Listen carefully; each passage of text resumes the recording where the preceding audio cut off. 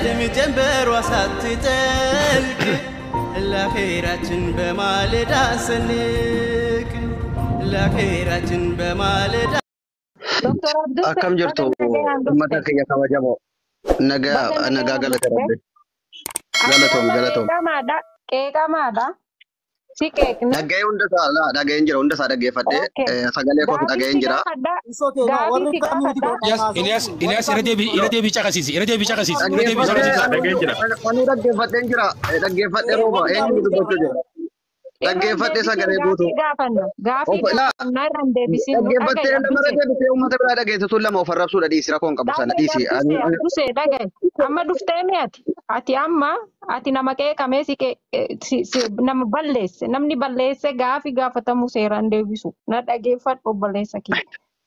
Gaafii maaliin irraa qabdu mee komiin keessan maali? Dhaga'i komii kiyya sitti mujjira. Ayyee.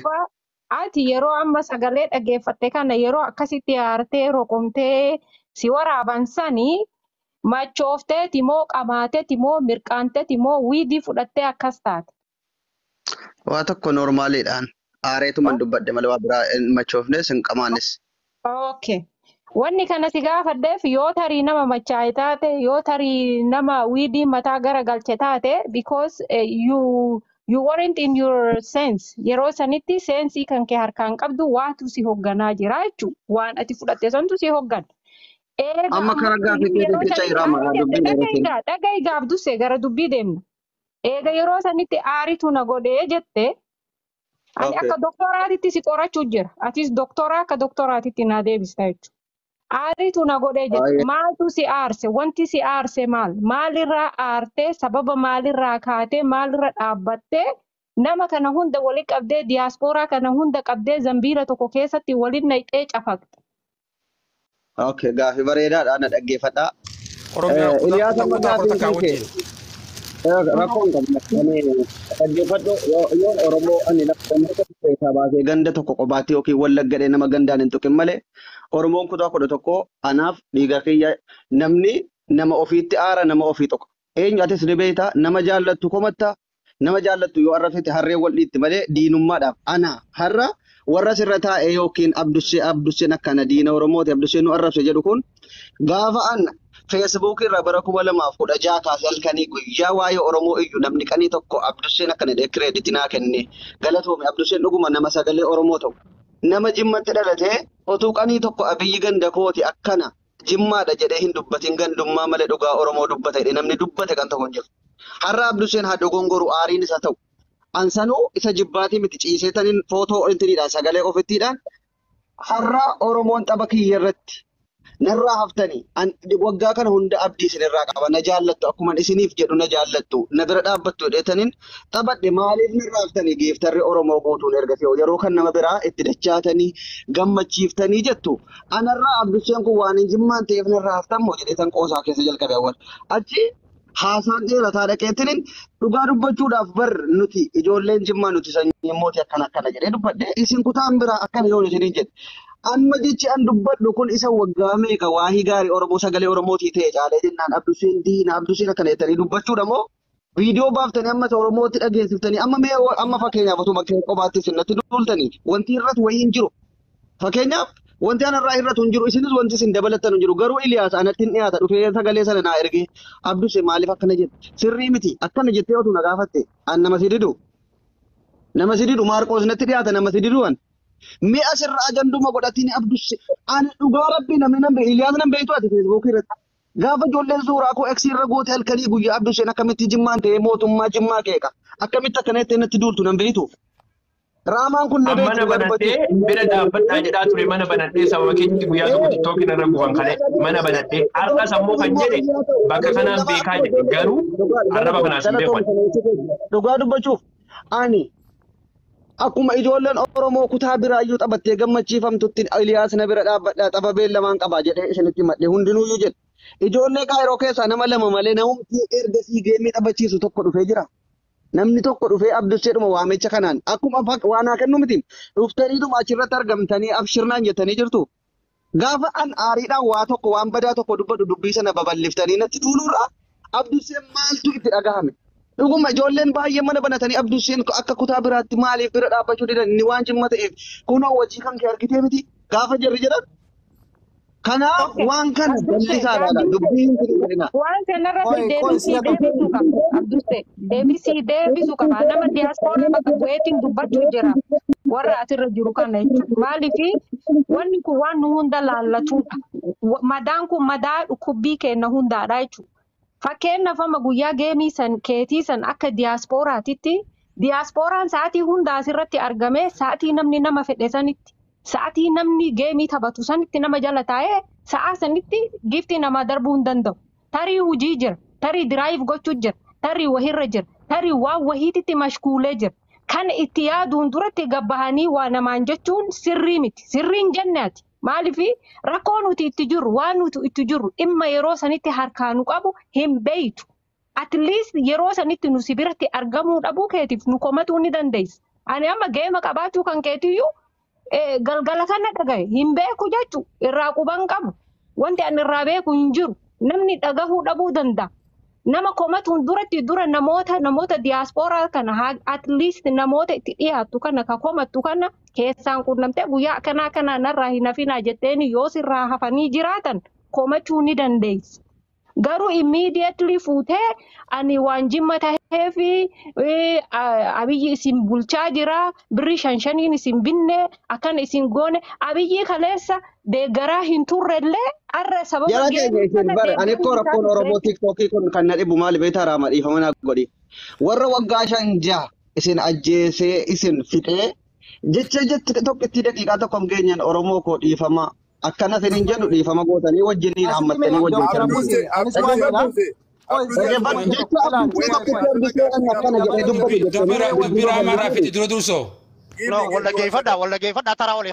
Darabo asawa tara oli kenna.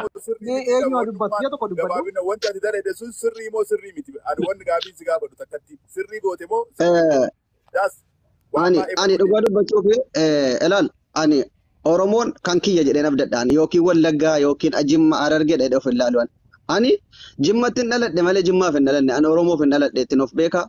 Gaafan immoo arrabsuus immoo dirqama waan hin Jimmaan ta'eef yoon akkana hundinuuyyuu kan kooti qeequufis faarsuufis eenyuun eeyyaman gaafadhuan Oromoo.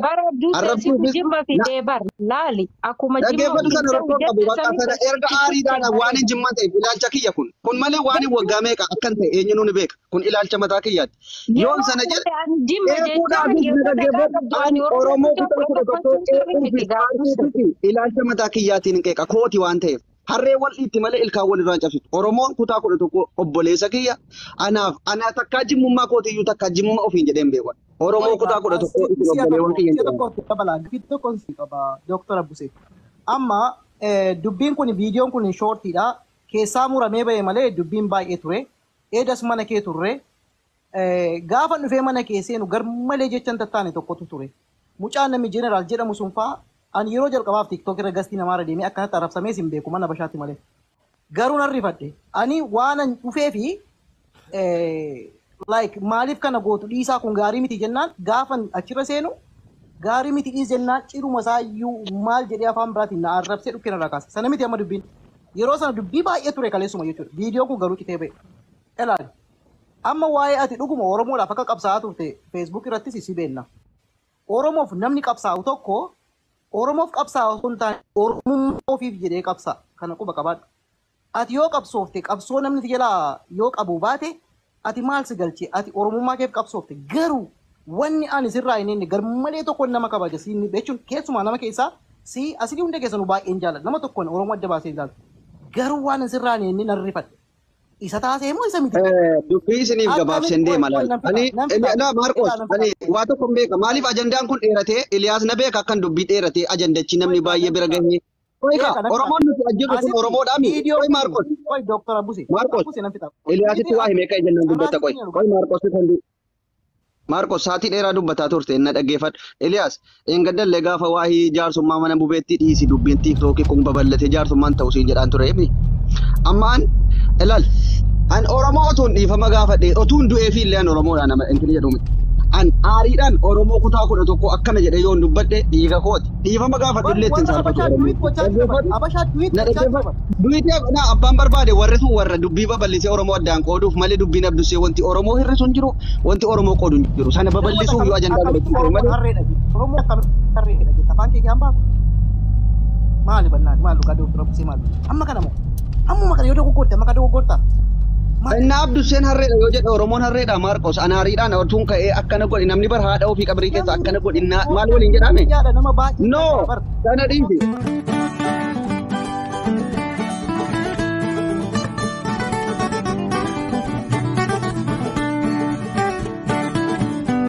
Nama sana fuutee ofitti hin maxxansin arraamaadha yoon siin jedheen sana dhiisi. Akka fedhan namaan jaanii dhiifama namaa jechuun isin ta'u beekte. Akka fedhetti nama gargaaratti arrabsitee akka fedhe nama arrabsite akka fedhe akkas jaasamaatu siin ga'e. Kan akkanaa ta'u kun eenyuun ni miinatti badda baasaa himaa. Kan akkana maatu siin ga'e. Lammi innaatiin lebdee gimaata. Akka fedhe nama arrabsanii dhiifama jechuun eessa jirti hin jirtu. No nama ammallee na arrabsu jira beektee laal. Doktor. Jechuun waan amma laal.